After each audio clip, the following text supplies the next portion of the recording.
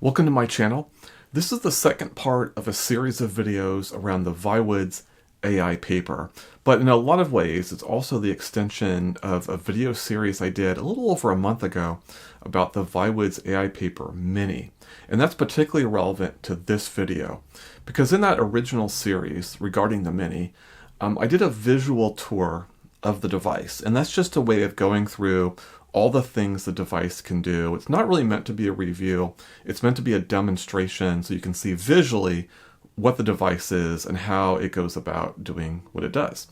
So this video is basically talking about what's changed since that original video. So how did we make, what's different from going from the mini to the 10-inch model. So you really do want to go back, if you haven't seen that video, to the original mini video because it contains most of the core functionality of the AI paper itself. And it is chaptered, so you don't have to go through the entire thing. You can quickly jump to the areas that you want to. For example, the core application in this device is called Paper. That's what they call their note-taking app. So you can just go in and zero in and focus on that if you're interested. Or if you want to know what apps are available, you can go focus on that. So in this video, what I'm going to do is I'm going to lay out all the changes I noticed from that video to what we see in the AI paper, the 10-inch model.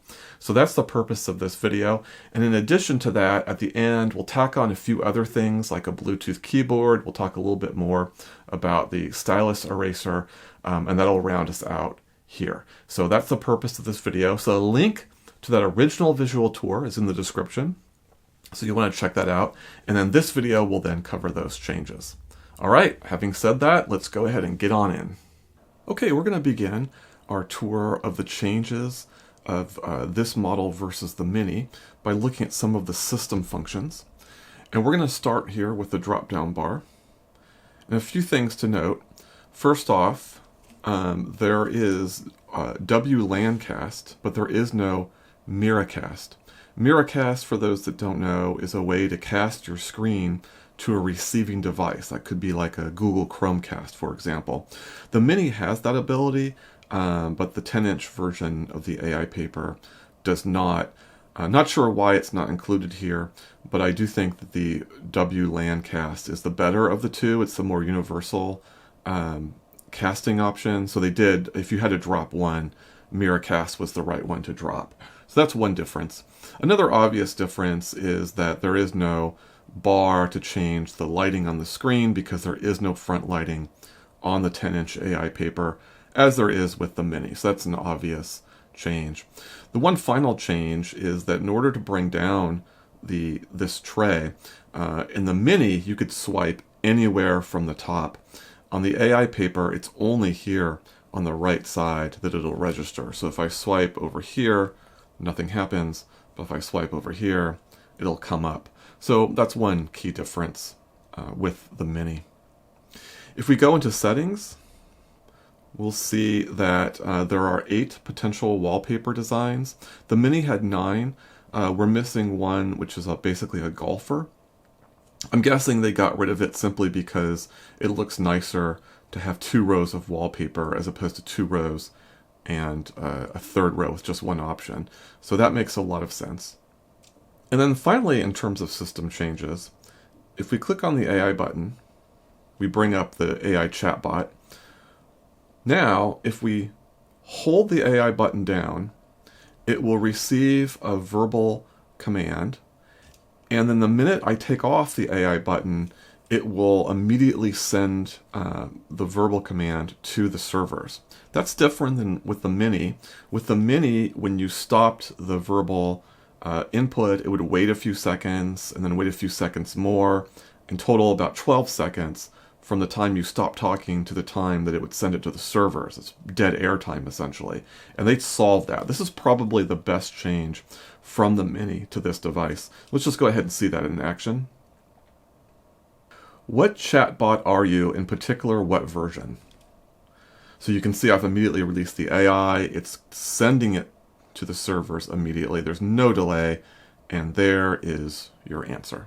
So those are all the basic system changes from the mini to the normal AI paper. Most of the changes between the mini and the 10-inch AI paper are here in the paper app, and that makes a lot of sense. This really is the core application for this entire device. The paper is equivalent to note-taking, and this is where you see a note-taking application that's almost identical to what you see with Remarkable 2. So let's go ahead and walk through those. I'm going to start off by going into Quick Notes. And this is a feature actually that the Mini had as well, so it's not a change, but I didn't go over this in the visual tour, so I just wanted to show here. You can create your own Quick Note template. So right now they come with 4 default templates, and then you can go ahead and add one in. You see this is a couple I've added in the past, and then you can just create one here. Now, a Quick Note template, really simply, is just opening up a new notebook and it automatically defaults to whatever the template is that you've selected. That's really all it is. In addition to that, when you do create notebooks, they will save in special folders, and that's why you see that little icon there. So really, it's just starting a note with a template. So I like to have lines. That's my fundamental template. So I can basically create my own Quick Note, where when I open up the notebook, I don't have to create or select the template because it's already pre-selected. That's really the only advantage or functionality of the Quick Note template. But that's basically how you would do that. Another thing I didn't emphasize when we talked about the Mini is the use of PDFs. So if we click on that icon there with a P, there are PDFs in here, and it comes with a default planner, both monthly and weekly. This is separate than the calendar, or what they call the daily app, and you can see there's like a 92 monthly plan and a 15-page weekly plan PDF. So you can do PDF annotations here, and I've gone ahead actually and downloaded one and put the annotation there. Let's go ahead and click on that. So it's possible to do it here, but it makes a lot of sense that they have focused on their examples on interactive PDFs like these calendar plans, because you can't do any type of manipulation with these. So for example, if I found that this text was too small, there's no way I can zoom in like you can on the PDF app. In addition to that, this annotation I wrote just humorously, the paper is actually quite good. It's not hogwash, but it doesn't show up. It's not indexed. It's just there. So there's not a lot of advantages of PDFs in the paper app, other than, again, like something you want to interact with. Like maybe you had a book of Sudoku puzzles. Maybe you have your planners. Those might be good examples of PDFs that would make sense here. But generally speaking, you would not want to go through and do reading and annotations on PDFs here. That's better for the learning application. Another difference between the AiPaper and the Mini is the addition of 2 new pen styles. And those pen styles are the highlighter, you can see there, and also this new pen style called Thinkers. So let's take a look at what those look like. So here's an example of the highlighter. It comes in 5 levels of thickness, so you can see those examples there, and that's what the highlighter would look if you're highlighting writing. So pretty straightforward. In addition to that, let's take a look at the Thinker pen. So it's kind of got a unique little style there, and there's what it looks like in different intensity levels, thickness levels rather, and then there is no pressure or tilt sensitivity to it. It just is what it is. There's now an improved keyboard tray. So if we go ahead and start a text box here, historically what would happen is you'd have your keyboard come up and you have to click X, and then it would have another keyboard or input method come up, and then you have to X out of that twice. Now the keyboard comes up, you X out, and you're out of the keyboard. So that's an improvement. In addition to that, there is a little bit of a change to the lasso tool. We'll go ahead and highlight that. And you'll notice in the languages that you can convert to, there's 2 new ones, and that is Portuguese and Italian. As a reminder, the system UI still is only English or Chinese. So this is only referring to the keyboard settings or translating text into another language. That's the limitation of the language support currently, but they did add 2 languages to the mix. In addition to that, one of the new things is if you share in a paper document, you have the option now of just sharing the current page or sharing all pages. All the other options are identical to what they were before. So it's kind of nice. If you don't want to share a whole notebook, just a particular page, you can do that now. The last change to paper actually isn't a change, but it's something I only talked about in the original visual tour video, and that is basically shape perfection. So if I draw a line and hold it, it will turn it to a straight line. If I draw a square, hold it, it turns into a square, like so. I can do a circle, hold it. And if I keep holding it, I can also manipulate that circle. I can make it bigger and smaller. So that option is available. And I can also make it into a perfect circle by holding down onto the page with my other finger. So let's go ahead and do a triangle. There you go. And see, it aligns and snaps it to the orientation of the page.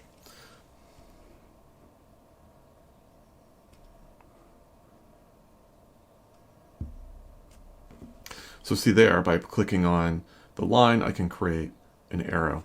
All this is summarized pretty well in the user manual, which is a new addition to this device as well. This was not on the Mini. It's a pretty nice little user manual, and if we click on it, we'll go straight to the shapes page, and this is where it talks about the different shapes that it recognizes and how you can interact, just like we just illustrated.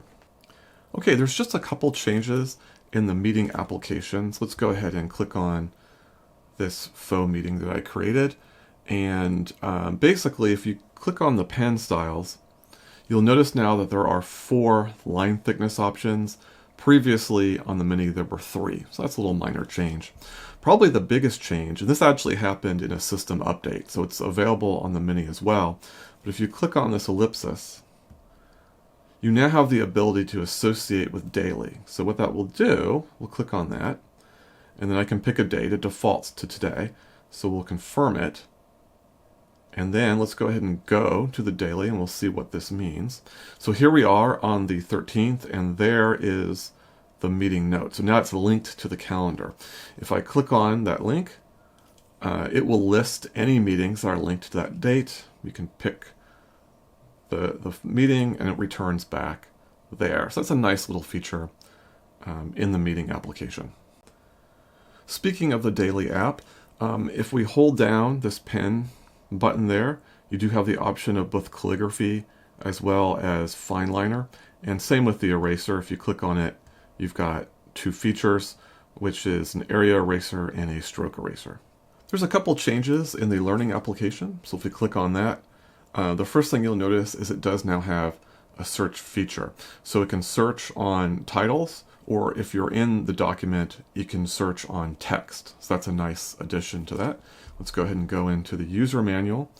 And if we open up the system tray, the other change is in the highlighter.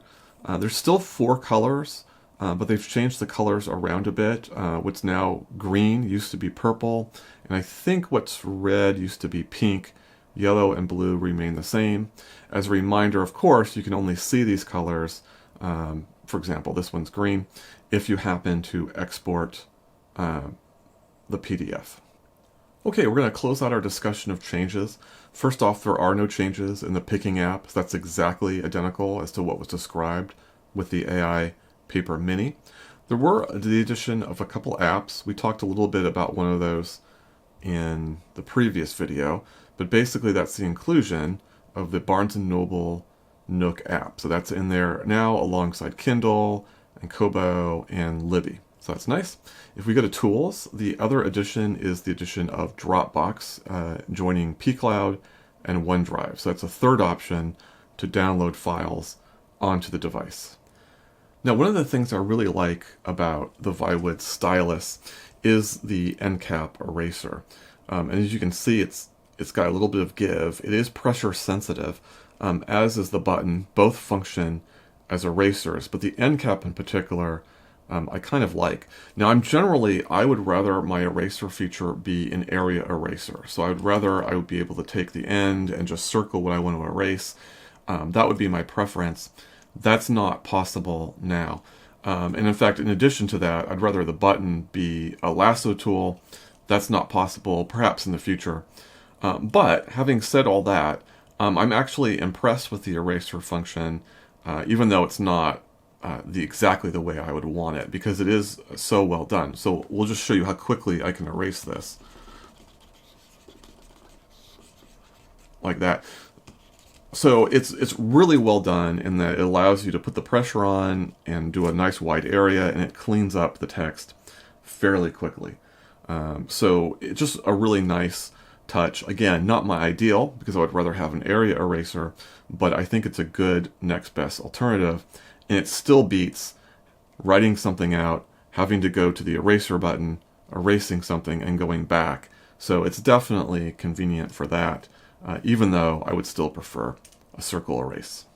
Okay, this is a little test I do to test if there's any interference from magnets. So I'm literally scribbling in one direction and then I'm scribbling in another. And if there was any type of interference, you would see, dead spots basically on the screen, and you don't see any here, so there isn't any interference. As a reminder, the magnets are both here along the spine, and there's also a handful of magnets here on this side as well, and I don't see any evidence that they're interfering with the writing. In addition to that, I used a ruler and drew a couple lines, and you don't see the lines wavering at all, and that's again another sign that there's no warping as a result of the magnet. So the magnets and the case are well designed so that they don't interfere with the writing experience. So it is possible to connect a Bluetooth keyboard to the device, and to do that we're going to go ahead and bring the drop down bar on. We'll click on the Bluetooth button.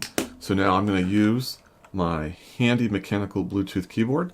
I've already paired it, so I'm going to turn it on. And then we'll notice that once it connects, see, it connects almost immediately, and you can tell that's the name of the device right there. The last thing we're going to do before we start showing this in action is I'm going to go from best display, which is normally where you want to be on the device, to ultra fast mode. This makes the typing look in its best, so we'll go ahead and do that. And we're going to go ahead and go into a note, and let's just go ahead and start a text box. So what I'm going to do is I'm going to read out as I type. I am typing right now. Oops, I made an error that I will fix later. But the point of this is to show how responsive this is. And all the errors, of course, are on my user errors, which you can ignore. But you can see it types really well. And then what you can do once you've typed something in here is you can then export it, right? So if we click on this and we'll do share, we can then share it as a text file. Click on that. And then you can send it however you want. And then basically you can load that into, say, Google Docs, or you can load that into Microsoft Word or whatever your word processor is of choice.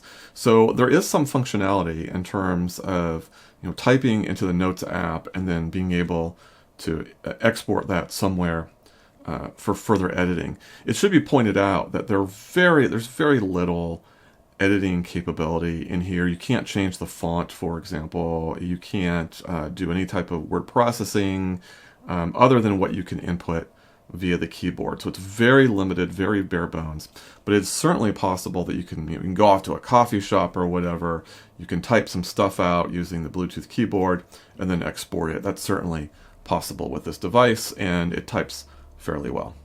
So that concludes all the changes in the visual tour. So the next video will go into starting to move more into review territory.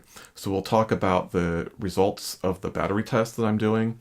We'll go into some of the positives and negatives, little various issues or other things I've noted about the AiPaper, and we'll talk a little bit more about how the device is performing.